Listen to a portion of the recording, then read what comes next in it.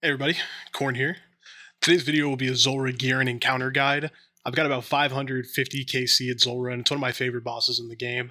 It was really my first step into PvM. It's an extremely fun and high skill ceiling boss with a lot of variety in the way you can approach it. Depending on how many kills you can get per trip and the speed of each kill, it can also be very consistent money. And it's a very good option for people who already have some money and gear already, but aren't quite ready to camp raids, and are looking to bring some consistent GP in to hunt for some more upgrades. This will not be an extreme budget setup. This video is intended for people who are pretty deep into the mid game, who want to camp Zulrah for a long period of time, are looking to chase uniques and pets, or just have a consistent stream of money to pivot their gear into. The price of each setup that I'm going to show you does not necessarily indicate its effectiveness. For camping this boss effectively, I would recommend 85 magic, 85 range, 80s in your melee stats if you're trying to do the melee setup, at least 70 prayer for piety, the Royal Titan's prayers, and augury and rigor if you can get away with it. Zulrah has a few mechanics that you need to be made aware of. First up being the attack styles, which are indicated by her color. When Zulrah is green, she'll attack with range and be weak to magic, so keep your magic gear on and your range prey up. When Zulrah is blue, she'll quote primarily attack with mage, but can randomly attack with ranged. This is her most dangerous phase by far. You'll be camping your magic prey in this phase, but keep an eye on her attack and combo eat when you see her shoot a ranged attack, as this can hit a max of 41. If she sends two of these at once, you'll very likely be comboed out if you're not paying attention. When Zulrah's red, she'll attack with melee twice. She will turn towards you, and you'll move at least one tile away from where you were standing. If you're still there when she swings, she'll do about 20 to 30 damage and will stun you for a few ticks. In this phase, she's weak to magic, so camp your mage gear. Zulrah has 4 rotations, which is randomly determined at the beginning of the fight. I honestly would not recommend attempting to learn all these phases in the current day.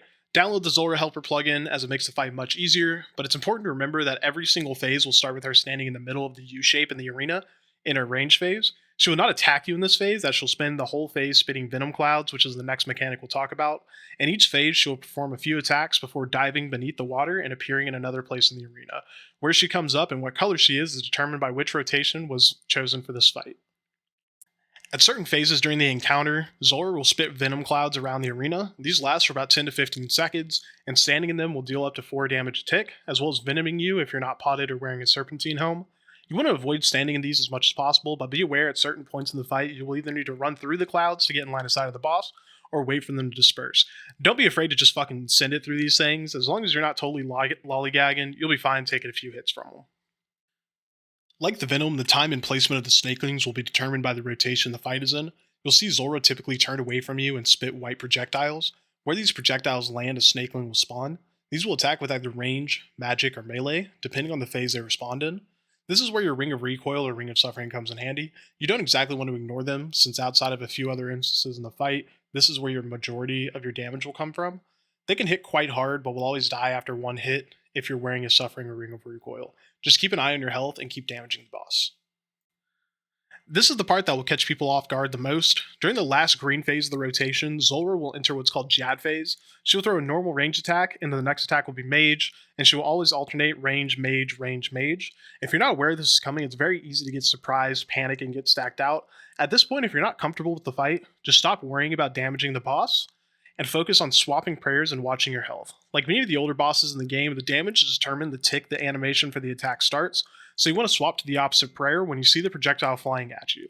For example, if you see the range projectile coming, switch to mage, and vice versa. This is honestly the most expensive setup we're going to talk about, and it's not really even necessarily the best. This one's going to run you about 315 mil, which is almost double what the Bofa and melee only setups are going to cost you. So in my opinion, unless you're, for whatever reason, you really want to do this setup, it's the most intensive. You're going to have to be doing a lot more switches, and I would say that the kill times are the slowest, but hey, to each their own. But I would recommend the range or melee setup that we're about to talk about. For the higher end setup, you're going to want full Virtus, an occult necklace, some sort of blessing for the prayer bonus, an imbued magic cape, a trident of the swamp, tormented bracelet. I would just recommend keeping the God D hide for the switches. I won't recommend bringing a boot swap, and you'll want a Ring of Suffering. For the range setup, you're going to want full crystal armor, an amulet of torture, Ava's assembler, Bofa, Barrow's gloves, blessed D hide boots, and a Ring of Suffering, and of course a war blessing for the prayer bonus. If Virtus and Full Crystal is a bit too rich for your blood, you can alternatively bring Carol's top and bottom, Ava's Accumulator, a Glory, Barrow's Gloves, and Recoil Rings for your range setup. And for your mage gear, you can swap out the Virtus top and bottom with Arums, the Virtus Mask with a Serpentine Helm, and the Tormented Bracelet for Barrow's Gloves, the Ring of Suffering with Rings of Recoil, and the Occult with Amulet of Glory. You'll notice that I don't recommend bringing boot switches or an offhand for mage, and that's for two reasons. One, boot switches very rarely bring enough bang for their buck when it comes to damage increases. That slot would be much better filled with a shark or another potion. And two, since the blowpipe and bofa are both two-handed weapons, I also find that bringing a mage offhand means that as you swap between styles, between phases, your gear will end up in random places, and by the end of the kill, your inventory is a mess. Not only does this slow down kill time, since you need to be constantly scanning your inventory to find gear or deal less damage, but also Zulrah is an exceptionally hectic fight if you're just starting out. The more time you spend staring at your inventory trying to figure out your switches, the more likely you are to get stacked out and die. Slow is smooth and smooth is fast in this fight, so keep your switches to a minimum and prioritize keeping your inventory in a manageable and organized state to get consistent kills. So first I'm going to show you the hybrid setup. Pretty simple. Before I go in, I'm going to sip my divine and my magic or my range and divine magic potion. I'll keep my mage gear on and I'll run to the northwest corner of the arena. I'll throw on augury and just stand in the very last tile in this corner. She'll spread her venom clouds all over the place, and after a couple seconds she'll dive under the water. Here I switch to my range gear, which you don't necessarily need to do, but the melee phase is kind of the shortest one of the entire fight. You only have a couple seconds here, so I like to just kind of prepare for the mage phase that comes up so I can do the most amount of damage, because this is really where you're going to get the most DPS in. And you can see there that she just double up on hitting range. She didn't do a lot of damage there, but that can do up to 82 damage, I think, just between those two attacks, so it's nice to stay on your toes. I'll switch back to my mage gear here, camp Rage Spray, throw on augury. You can see the snakelings die in one hit, but they do kind of stack damage on you. I switch back to range, and if you look, I was standing behind that pillar that's marked safe.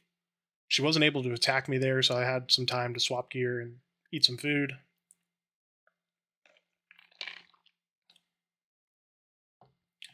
Yep, don't stand in the poison clouds, just walk out of it if you're standing there. Back to melee. Again, you should swap to mage gear here if you want to maximize your DPS, but I really don't feel like you do enough damage here anyway for it to be super worth it, and it's a super short phase, so. And since I have the phases up on the right, I already know that he's going to pop, or she's going to pop up in her range phase on the other side of the arena, so I start moving towards her.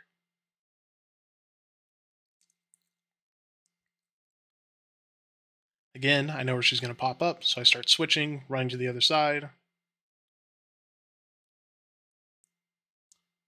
She throws down some venom clouds. She goes down one more time, and now we're going to be in Jad phase. See, she starts with range. So you swap to magic, range, magic, range. Just keep an eye on which projectiles are coming towards you. Pray the opposite prayer, and just continue to DPS. Don't worry too much about this phase. Once you do it a couple times, you know it's coming. It's really not that hard. And that's the end of the kill. Super easy. That was a 2-minute 19 kill, which is relatively slow compared to the range only and the melee method. So, not bad. While the wiki technically lists a bunch of lower level range gear that you can use, if you're going to do a range only kill, Bofa is the bare minimum, with Twisted Bow being the best in slot here. I wouldn't recommend trying to do this with anything less, as your kills are going to be very slow. The kit is very simple: full crystal with Bofa, Ava's Assembler or Accumulator, Necklace of Anguish, Barrow's Gloves, Blessing, D'hide Boots, and Ring of Suffering. For the range only overview, same thing. I'm going to sip my Divine Ranging Potion when I go in, and my extended Anti-Venom. I'm going to run to the same tile that we did in the hybrid setup, all the way in the top northwest. As I'm running over, I'm going to start ranging, flick on Rigor, and just start DPSing while she spits her Venom.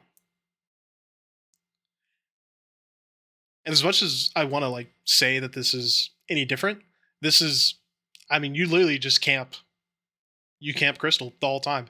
You do this whole thing, you go through the exact same phases, you just don't have to switch any gear, and this is actually kind of faster than the hybrid setup.